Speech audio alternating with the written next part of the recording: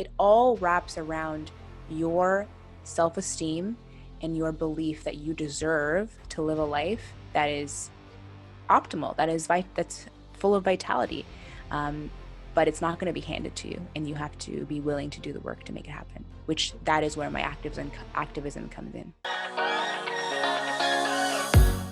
Hey guys, since you're tuning into this episode of Mom Talks with Krista, this is part 2 of my interview with Tanicia Reedon from the Doula Experience. And of course, we couldn't finish the interview without talking about the Doula Experience. The Doula Experience is what Tanicia has created, and she has so much passion behind it. So we're going to talk all about her goals for the Doula Experience and what she wants to accomplish with it. And of course, she's going to share some tips for being empowered in your birth today. So without further ado, here's part 2, Tanicia.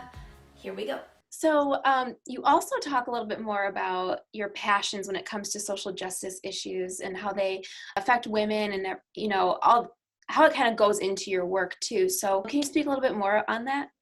Definitely. So, I mean, for me, I think it's twofold, because I identify as a Black woman. So I am, not by any means am I living the experience of all the different levels of oppression. I am able-bodied, I am a cisgendered, heterosexual female. But as a Black woman, there are certain barriers and things that I experience. And so just on like those two levels alone, being a woman is one thing in terms of the belief around a woman's experience, the belief around her pain, listening to her. A lot of the times we're not taken seriously within the health space or just in general. And so that is a form of sex and gender specific trauma that we as women or women identified have to work through and correct and heal.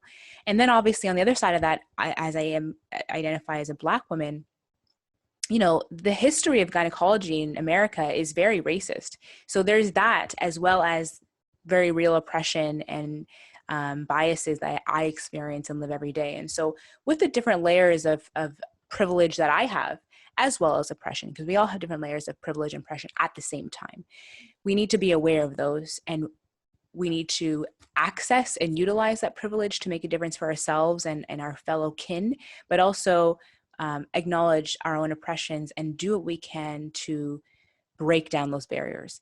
And so what I've seen in my practice as a doula or a women's health enthusiast is the disbelief that women have coming in is really hard to deal with. I read somewhere where a group of medical doctors were asked, do you find that do you believe that white women and Black women experience pain differently? Do you believe that Black women have a higher tolerance to pain? And 70% of these medical doctors said yes, which is shocking, because there's the color of my skin has nothing to do with my pain receptors, right? However, there could be some gender and race bias that, through slavery and all of that they really do generationally think that we do have a higher pain tolerance, which we don't. And so how that affects Black women, let's just say in the birthing space, is that if they have this belief that we have a higher pain tolerance and I'm saying I'm in pain, is it going to be taken seriously? Is my child, my Black baby, going to be taken seriously and cared for at the same level of everyone else? As a woman, I went in to go speak with my doctor, and I'm not even speaking as a Black woman, just as a woman, speaking to a male physician, telling him I have period pains and pelvic pain, and I'm not sure what's going on. But I was very clear what I was asking for. Here in Canada, we have universal healthcare. And so I asked for a transvaginal ultrasound and a pelvic ultrasound. Again, I don't know how many people he's getting coming in saying, this is the test that I'm asking for. They're probably asking him to figure that out. So I came in very clear and excited that I knew what I wanted. And his response was, well, pain is not enough of a reason for these things. And I was like, oh, okay, well, what is enough of a reason? And he didn't have an answer for me, kind of just mumbled. And we literally had this back and forth exchange where he kind of just refused to give me the test that my taxes pay for. And I, at one point he was almost yelling at me. We were cutting me off, and I was like, can I just please have the test that my taxes pay for, and we'll see what happens. And eventually he relented very, very begrudgingly, let me tell you. And then I got the tests back, and I have fibroids. which goes undiagnosed by so many women for so many years.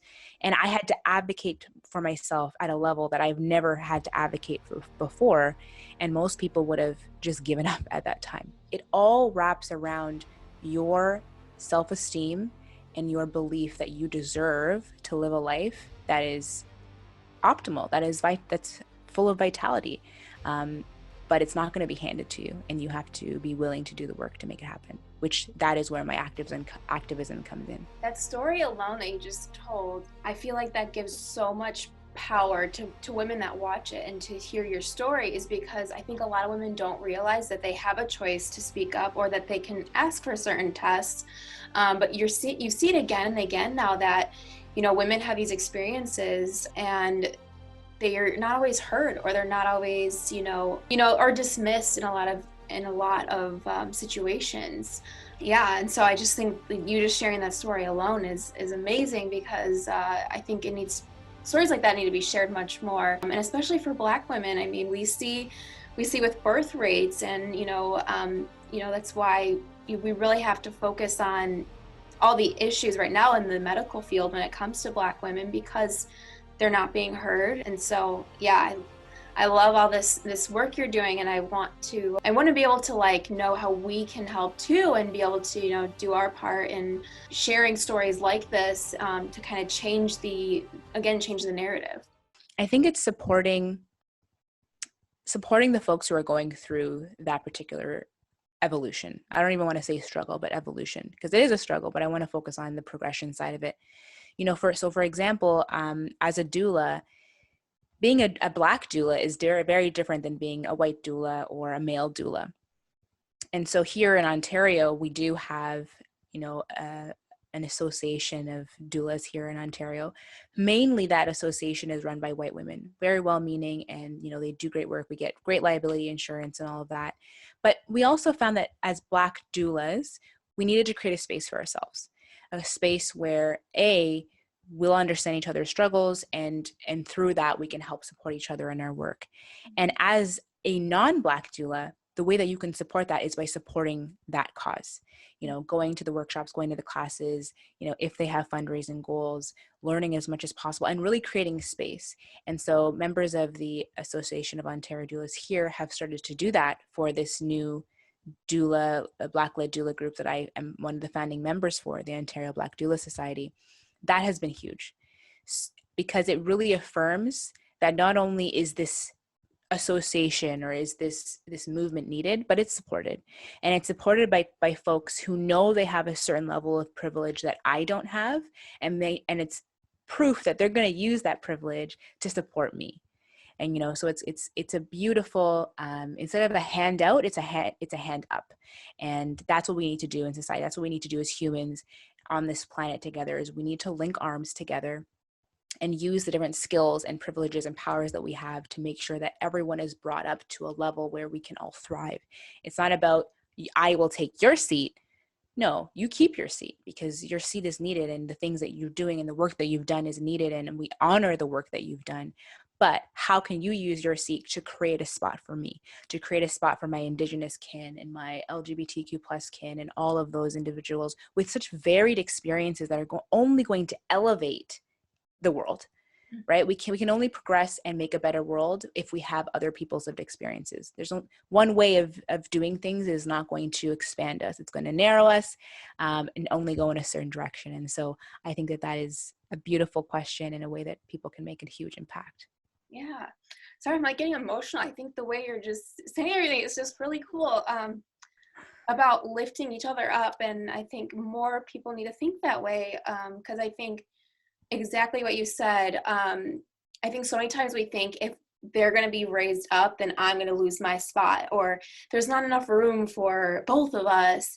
But exactly what you're just saying, I mean, there's room for everyone. And I think if we listen to each other's stories and work together, there's so much power that will come from that. So let's kind of switch gears a little bit, but let's hear all about the doula experience, because I know that's your thing, and I'm just excited to hear how you share on social, and also how you just support others. What doulas offer is a supportive experience. So it's not just having someone come in to the birth or to your home after the baby's born. It's really the experience of that community support that we had before the Industrial Revolution, right? We are meant as creatures, we're social. We're meant to be in community. We're meant to be supported by each other. And because people have had to move here and there to find work and to get affordable housing, because I don't know how it is where you live, but here in Toronto, housing is ridiculously priced. And so it's getting harder for your mom or your grandma or your auntie to come support you. And so the industry of the doula work has really exploded in the last 10 years because of that. But again, for me, it's more than just coming in and feeding your baby or what have you. It's really about supporting you. And so every time, for example, I go into a postpartum shift, I look at it as a completely new day. Even if I've been coming every single day, or you want me to come every day for a month or 3 months, every day is new. And I ask the same question: what does success look like today?